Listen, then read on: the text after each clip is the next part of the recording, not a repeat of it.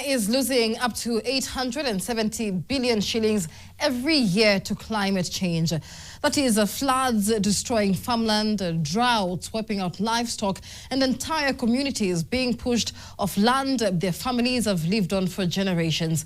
And now, increasingly, Kenyans are taking that loss to court.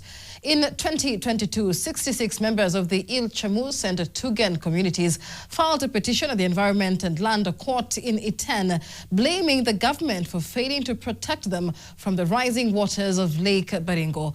That case is still pending.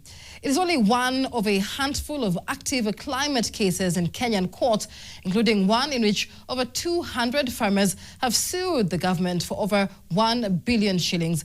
Legal experts say that is about to change, especially after last year's landmark ruling by the International Court of Justice that held that states have binding legal obligations to protect the climate.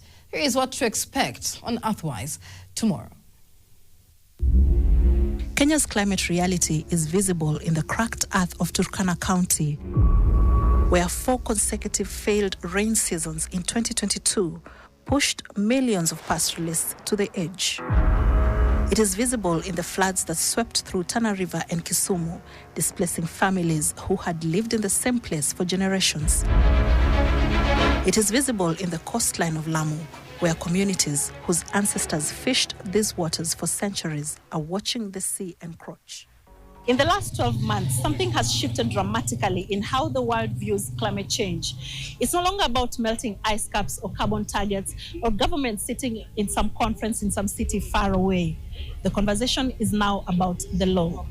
In July of 2025, the International Court of Justice, which is the highest court in the world, unanimously ruled that governments have a legal obligation to protect climate systems. The ICJ advisory opinion is really crucial, number one, in as much as it is cogent or persuasive, but it has mentioned climate laws. It has mentioned pre-existing climate laws, which were there even before the advisory opinion. So according to me, in as much as they say advisory opinions are non-binding, I find this advisory opinion, one, binding. Number one, because it was requested by the General Assembly. And after that opinion was given, the General Assembly has passed a resolution to adopt it. So and that Kenya supported it. So we are bound by it. And then there are also the pre-existential climate laws. For example, the laws on waste management, the laws on perhaps deforestation.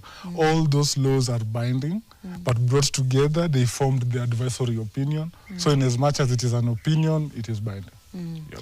And you're already citing that. We are citing it. In fact, even in the climate litigation petition on behalf of farmers in Kisumu, we cited it. And when we came on record for the Nairobi Animal Orphanage case on behalf of Future Generations and Nature Rights, we also cited it, and it was one of the things that I believe made us to be enjoined as interested parties. There is a prayer for loss and damage for 1 billion, and it has come like, it is, people are saying this is judicial activism, that we are not fighting climate change, that we are after the money. But the Supreme Court earlier last year actually, indicated that the price of restoring degraded land that has been affected by climate change for an acre is 2 million. And that is now the law. So if you add it up among the 600 farmers who have over 500 acres, then you find it becomes to 1 billion. Well, Earthwise returns with season 4 with Zainab Wandati tomorrow night at 8:25 p.m. on NTV. If you've ever wondered whether the law can do anything about climate change in this country, this is the episode to watch.